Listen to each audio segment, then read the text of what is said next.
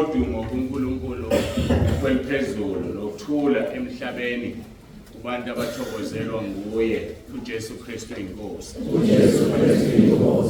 uJesu Kristu inkosi. Sinikeza udumo ke uNkulunkulu wethu usuku lokugcina namhlanje sihlangene kule nkonzo yethu kaJuly. Siyabonga kakhulu kube kanye nathi njengoba sasithathe umkhosi weinsuku eziyishumi simnxusa ukuthi abe khona nokuthi ke anilondoloze niza noma semuyele ekhaya. Usenzileke ingxenye futhi usefana nokuthi usekwenzile konke. Siyambonga ke kakhulu. Ngiyathanda ke ukuthi ngidlulise ukubonga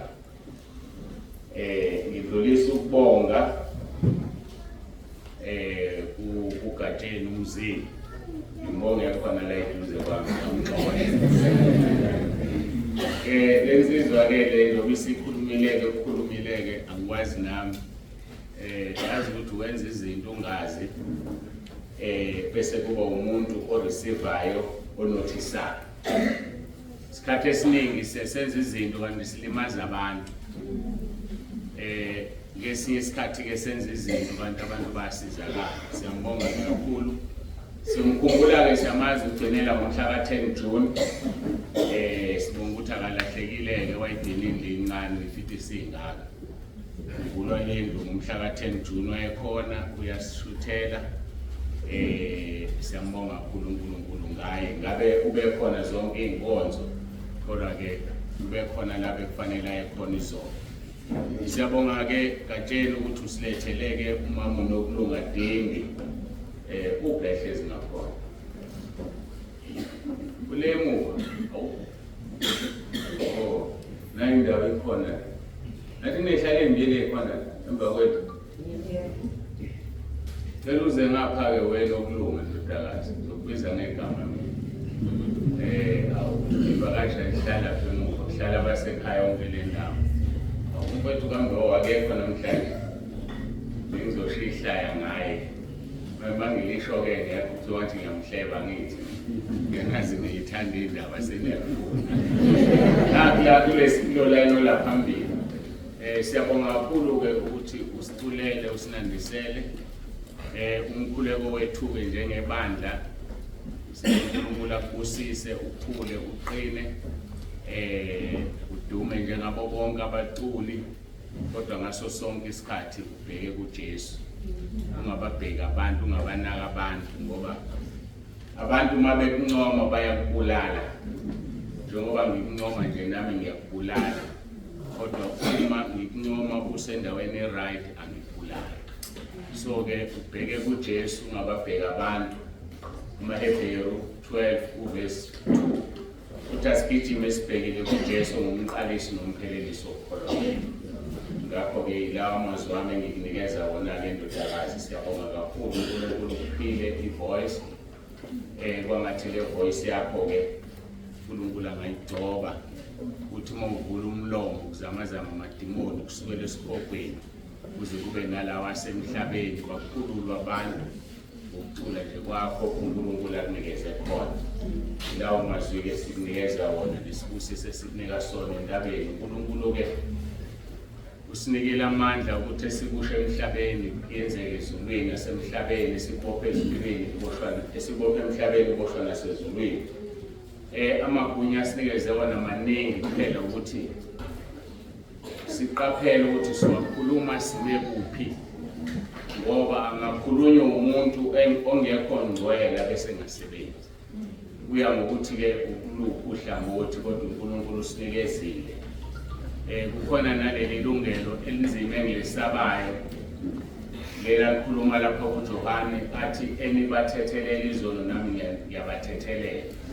Kujulile ke lokho ngoba kusho ukuthi usuthatha indawo kaJesu usinika amandla alingana nawayo. Uma umuntu eza ethi bakwenza ibandla ngicela ungithethelele. Ngesikhathi ngithi ngiyakuxolela awuxolelwa yimina kuphela nezulu selixolele.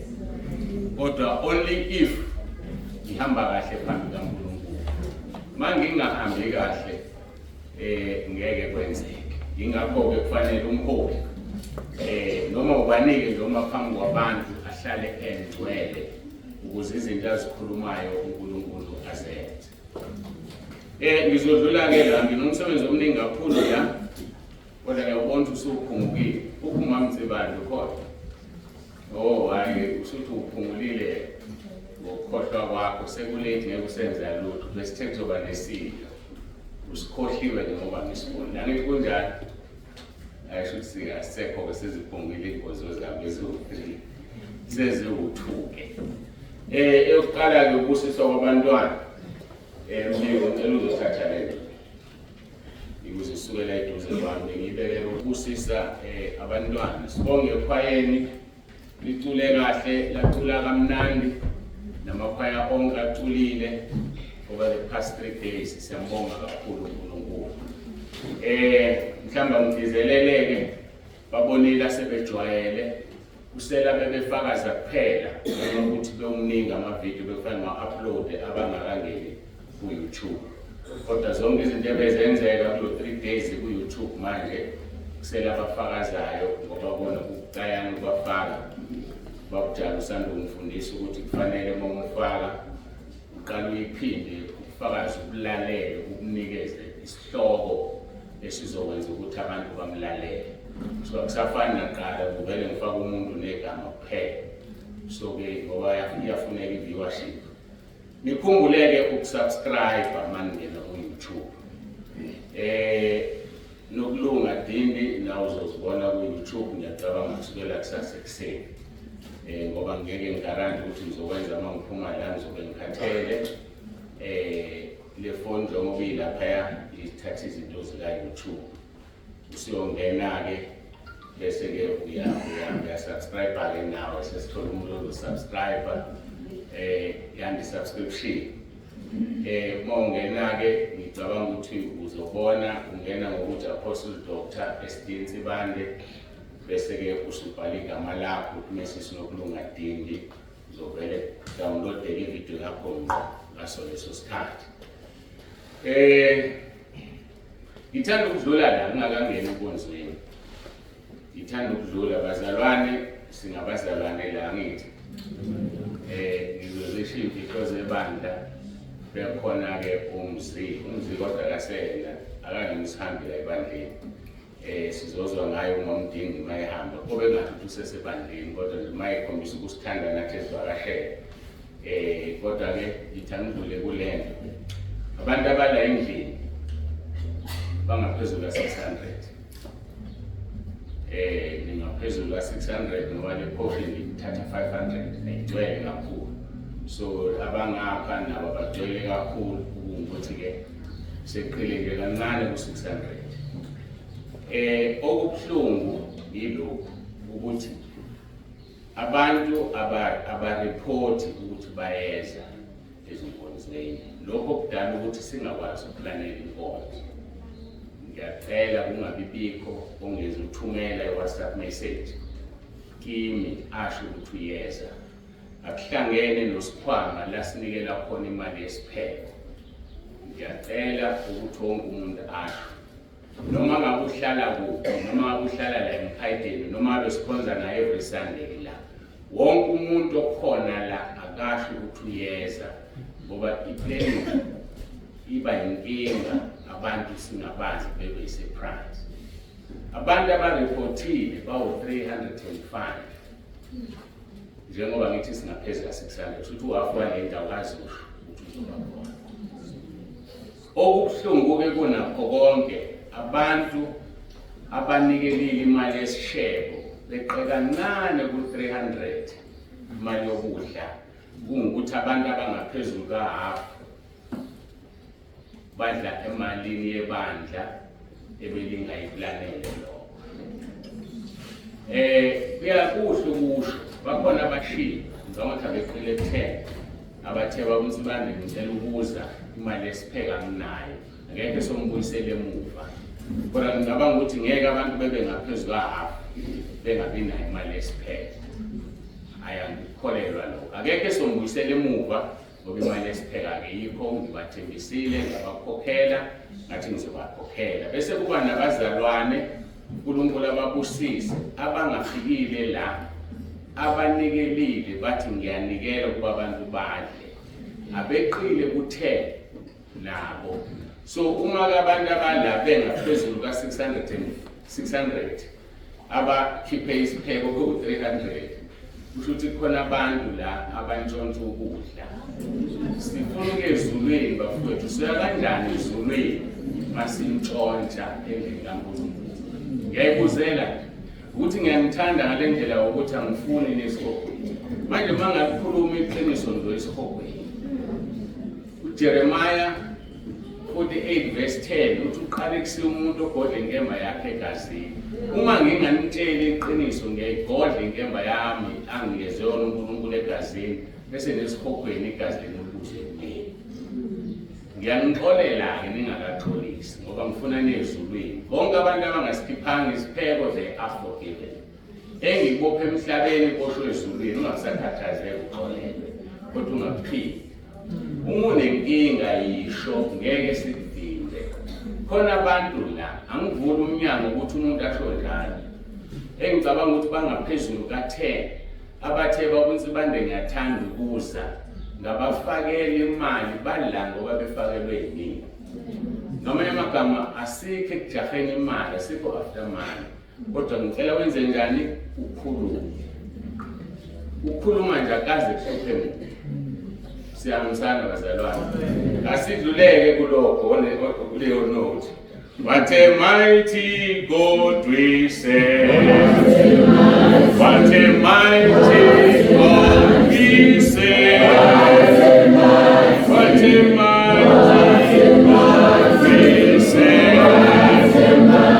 What a mighty God we serve. What a mighty God we serve. What a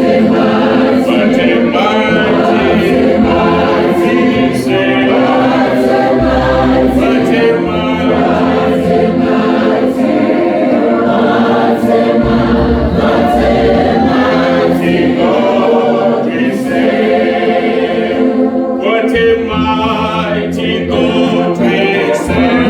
What a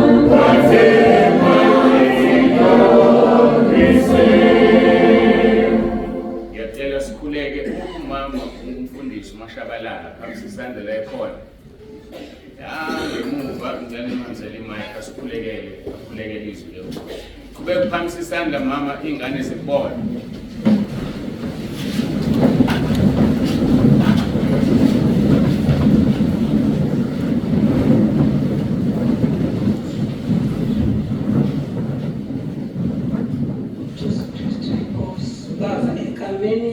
Jesu Kristu waseNazaretha, uNkulunkulu wethu ongcwele owawukhona umhlaba ungakasekelwa, ukhona uNkulunkulu.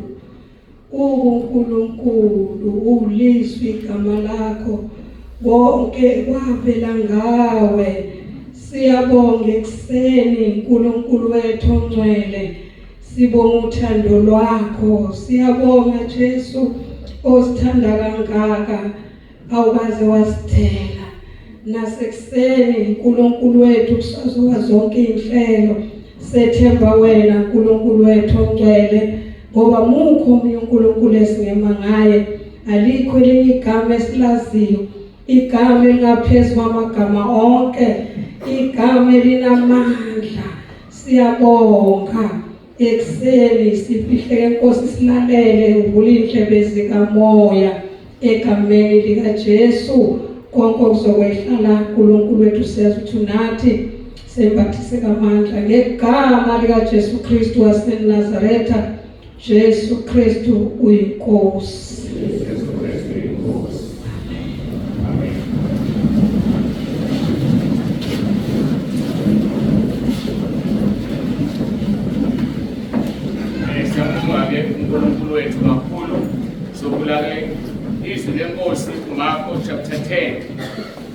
Marko chapter 10 ngizoze ngiqale ngiqhubeke.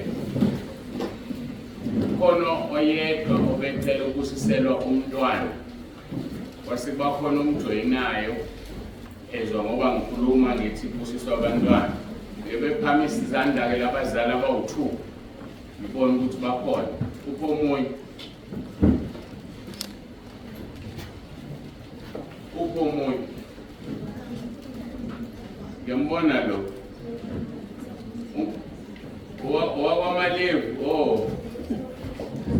Usenjani ushintsha ingane? Oh. Kanti manje ngiyabonga ngize ngiqale ngiqhubeke kanti abandabeke.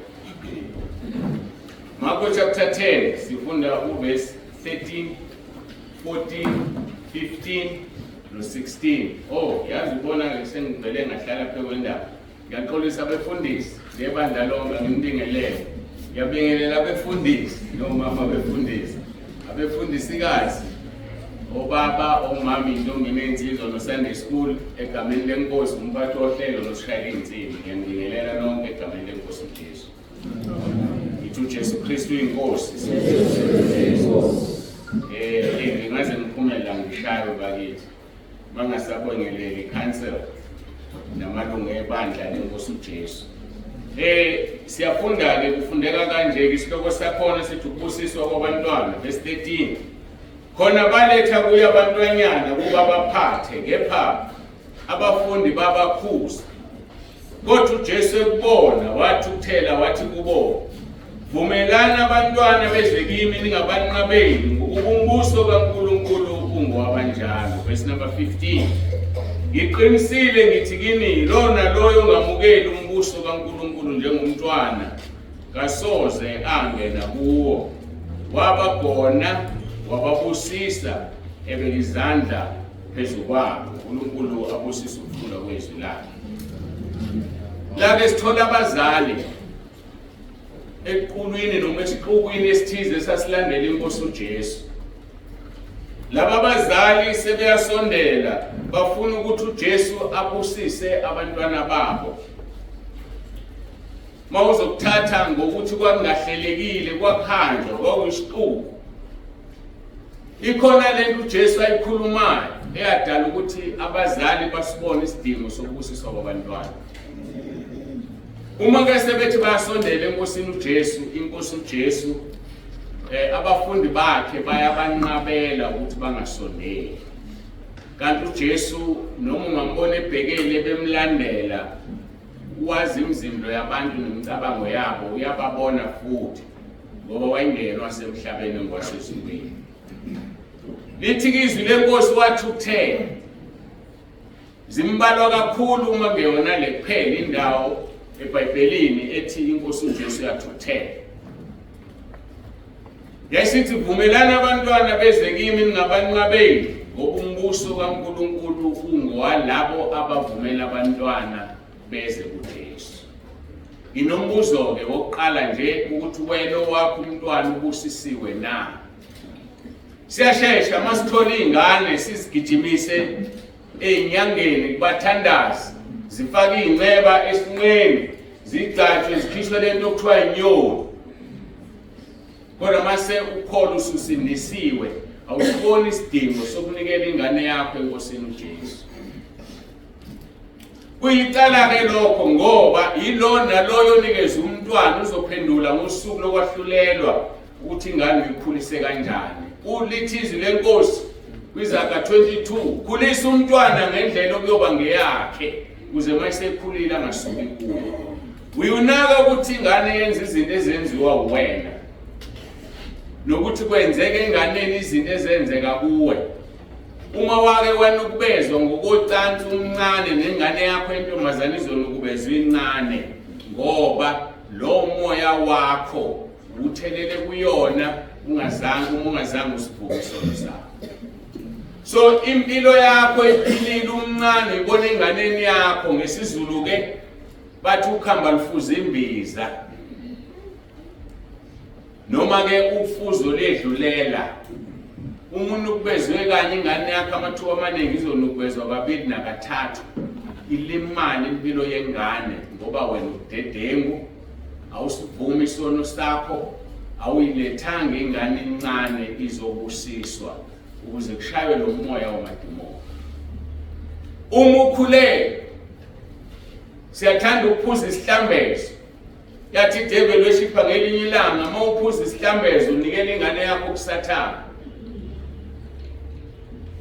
Kodwa lesibindi usahlezi phansi awukazi usivuma isono sakho sokuthi waphuza isihlambezo unikela ingane yakho kuSathane usakhulele. Lokho sikubona kalula ngesikhathi uMaria ekhulelwe inkosi uJesu ehlangana noElizabeth. Lithi izwi lenkosi waqhuma uJohane eswini sika Elizabeth wagcwaliswa ngumoya ongcwele, ngoba kuya ngokuthi uhlangana nobani, uhamba nobani mawusakhulelwe. Lo moya waloyo muntu awudini ukudlulela enganeni yakho, ayiphasi ngesikoleni. Wawuhamba ziphi inyanga, wawuhamba bapha abathandazi ukhulelwe ingane yakho na? Mhlawumbe ingane yakho wayimisela, bekufanele uyisizwe uyikhulule uyilethe ibusiswe, ngoba uma ibusiswe ingane sishaya yonke le moya amadimoni ukuze ingane yakho iphile emhlabeni njengazo zonke ingane, ihlakaniphe njengazo zonke ingane, iphase futhi njengazo zonke ingane. Ngakho-ke kubizwa ukuthi umzali abe responsible, and ngaphezulu kokuba responsible and be accountable for your kid. Ngoba uma ungekho accountable ngengane yakho uzoba nenkinga, ngoba ezulwini uzokuzwa kufanele ukuthi uphendule. Mhlambe wena ubangananhlanhla ukuba nabazali abazohambisa ubusiswa, kodwa walithola ivangeli waphenduka wasindiswa. Uthini ngeingane zakho? Zitwele kuma drugs nje ingane zakho uwele. Bobaba asizondleni ingane zethu sizikhulise. Ugcwele imishado ebhidlikayo namhlanje ngenxa yokuthi uthe ukhulu insizwa wahamba uzalisa lonke izwe leli. Ingane ikhule kunina yazi ukuthi umuntu uphathwa kanjani wesifazane ngoba you were not there. Mase kufanele ishade yazi ukuthi umuntu wesifazane wenziwani ukushaba ngenduku ngoba akanuthwa ngomuntu. Yazi ukuthi khona lento esiyenzayo madoda wrong. Nala kushadwe khona beshadile bebabili, nikeza indawo yakhe unkosikazi wakho, ngoba lokho kwenzayo uzodlulela enganeni. Lokho kwenzayo ziyabona ezikhulile, zazi ukuthi unina la ekhaya unjengentombazane esebenzayo esebenzela uyise. Ibisikhulu ingane ingamazi umuntu wesifazane ukuthi uyini, kanti iBhayibheli lithi ninyamanye nimunye. Uma wena baba uyinhloko ekhaya, likhulu yini ikhanda noma lisemqoka yini ikhanda emzimbeni ngaphezulu komzimba na? Yini engenziwa ikhanda monqumo ulithatha ulibeka la lizokwenzana umzimba ungekho? Khona engakwenza. Asiyekeni ke madoda lento ukuthi sithi sibakhulu siyalingana, ngoba nomzimba ngaphandle kwekhanda ngeke wenze lutho. So nekhanda ngaphandle komzimba ngeke lenze lutho. Ngiyangikhohla indaba yami engisho. Lento yokuthi uma ingane izingcolisile usuthi mama wakhe mihamba umshintshe. Ithini ingane mayikhula ilalela umsebenzi kamama ukungicleana, okababa ungifuna sengiclean. Ukuthi umama isebenzi la ekhaya. Ingane ichithe sulana la mama wonke ngolile la. Wena usulingani wakhana enganeni yakho umama isebenzi la ekhaya. Wedwa nje wena. Asiyakheni imizi ngokwazi lithi iBhayibheli 1 Peter chapter 5 noma chapter 3 ngixolela ngisakhumbula. Nibane kuduma abantu besifazane nazi ukuthi nizindlalifa zombuso kaNkulunkulu ngokulinganayo nangokufanayo. Athi umpostoli Paul kwabaseGalatia, uma sonke sikuKristu akekho wesilisa akekho wesifazane. Yini wena ngelinye ilanga uyithatha ingane uhambe uyishintsha ngoba usubonile ukuthi kuyanuka. Unika onjani sebenzisa la ekhaya. So ngaleyo ndlela sibulala ingane, yikho ingane zanamhlanje imshado ingalast ngoba ingane zicabanga ukuthi mama la ekhaya bazosebenzela ubaba. Naye ke mayiseshada iphathe kanjani ingane yabantu.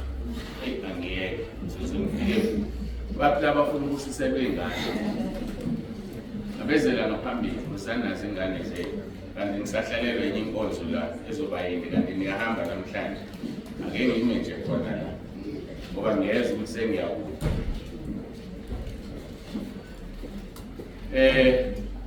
Imani lapho kulesibhekiseni la lesisibhekisho ngifuna ukubheka abazalwane phela bhekani mina. Kanti ubani ozobusisa labantwana? Ngeke ngijike ngibheke ngabo. Futhi angazi nibe khona ubusisa abantwana. Sondelani-ke kancane ngapha abantu abami, sondelani kancane. Awu, umntwana lo noma ingane. Hayi uzongena yedwa nje akangeni nabantwana, ingane le usisa abantwana. Sizombiza-ke masiqeda la. Ngibona inezandla isephaketheni. Akazi ngakwazi ukwenzakalani. Ngiyacela ukuthi sivala amehlo, sithandaze, sikhulekele lezi ingane, ngizoza kuzo khona manje ngizibeke izandla. Sengishumayelile, sengizwile, kufanele ngikhulise lezi ingane ngendlela okuyoba ngiyazo. Ingane noma wena mzali ufana ne-envelope. Phakathi kunencwadi. Uma ureceive incwadi, akunandaba ukuthi envelope uyivula kanjani. Ujahele message phakathi. So ngamanye amagama izwe nomhlaba abanandaba ukuthi ingane izalo ubani, kufuneka ingane ikhule ibe wuthi emhlabeni. Kakhulu iveza uJesu emhlabeni. So ke nawe ngesikhathi sakho abazali bakho bakwakungenandaba nabo bejabule ukuthi uzela intombi. So ngamanye amagama sinaka ozelwe ngaphezulu kwalomzelelo. Kuze kufike isikhathi alethe omunye kunakwe kanjalo kuhlale kunjalo. So ke phambi kaNkulunkulu sizophendula ke ngalezi ingane asinikeze zona ninembeni izinvelope nayilethe ingane. Ingane ke qikelelani ukuthi ziyaya enkonzweni. Qikelelani ukuthi ziyamkhonza uNkulunkulu. Ziyakhuliswa ngendlela efanele. Ziyakhuliswa ngoswazi kusho njalo iBhayibheli. Uthi uma ushaya ingane ususukula kuyo. Ingane uma uyishaya uma uthukuthela. Ngiyangizwa kodwa. Uma uthukuthela ungayithinti ngoba uzoyilimaza. Ingane uma uyishaya hlala phansi nayo uyitshela uyishayelani, usuyitshela ithandaze, itshela uJesu ukuthi iyashaywa manje ngoba yonile. Mayisiqedile ukuthandaza bese uyishaya ngendlela efanele, uqede uthi ayithandaze ibonge ukuthi sishayiwe. Izokhula ngendlela yazi. Uyifundisa ukuxolisa. Kodwa ugade mayisixolisa ingaqedi, mayike yona ithi ingaxolisa, iyazi ukuthi ayisezushaywa cha. Izoxolisa ishaywe ngelinye ilanga ixolisa ingashaywa. Ikhulisa ingane ngetrain. Siyahambisana abazali abancane. Sivalena amehlo isikhuleko. Baba egameni likaJesu ngiyakhuleka. Namba abantwana Nkosi balethwa kuwe usahambe emhlabeni. Wababusisa wabagona. Ngiyakhuleka ke Nkosi. Letha kuwena namba abantwana sibonga sisomncane. Bafuna ukubona umkhulu. Ngiyacela Nkosi umbusise nangumntwana ngimnikela kuwena ngegama likaJesu ngiqalekisa imoya amadimoni amandla omnyama awanasabelo phezukwakhe. Mbusise Nkosi akhule abe yingane ekukhonzayo, abe yingane eyenza iqiniso, abe yingane elalelayo. Iphase esikoleni ibe yilento Nkosi oyidalele khona. Ngiqalekisa yonke imimoya ngegama leNkosi uJesu Kristu ophilayo. Hayi indoda endala le ngeke ngiyithathe ngizokho sikunobani nangomunye Nkosi ngiyamkhulekela ngiqalekisa yonke imimoya amadimoni amandla omnyama. Ngiyakhuleka Nkosi, ngiyacela umbusise umbiyele akhule abe ingane ekukhonzayo ngeqiniso. akhule abe yingane elwayo nemelene namandla omnyama, abe yilento Nkosi omdalele yona phasi esikoleni. Mbiyeleke Nkosi, ubiyele imindeni yomibili, biyela abantwana babo. Ngiyakhuleka ngegama elinamandla leNkosi uJesu Kristu ophilayo. uJesu Kristu uyinkosi. Amen. Omunye ke ungibambe la akanaso isitifiketi umntwana wakhe okade asho kwakulungiselelwa lasisitifiketi sengane. Ezinhle Zibosiso Malebo. Ezinhle nikeza umama athana zombili. Hawu lapho ubone umama esinhle.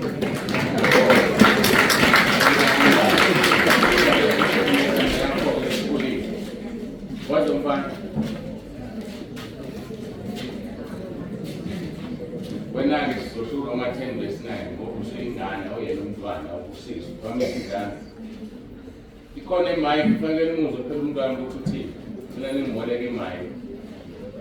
I get William.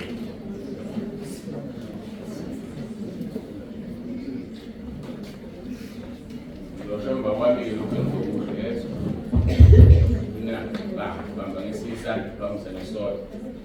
Nkosi Jesu, ngiyavuma ngomlomo wami ukuthi uyinkosi.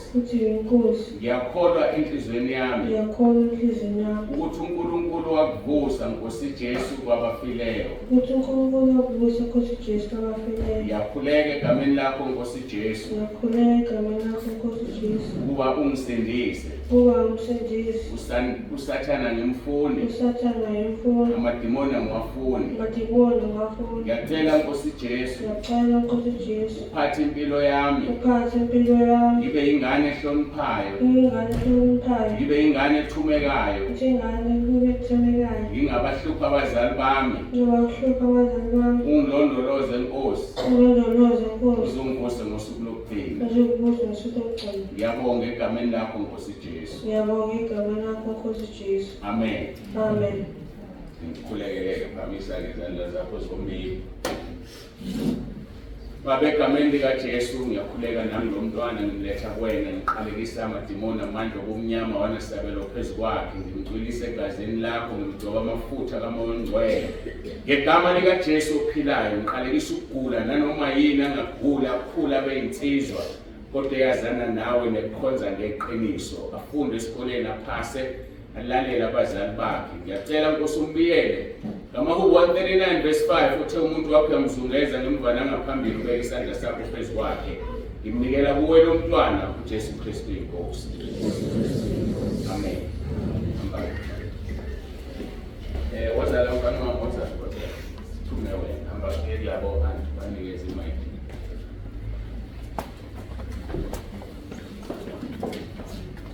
Mawushe umsebenzi yonke imihla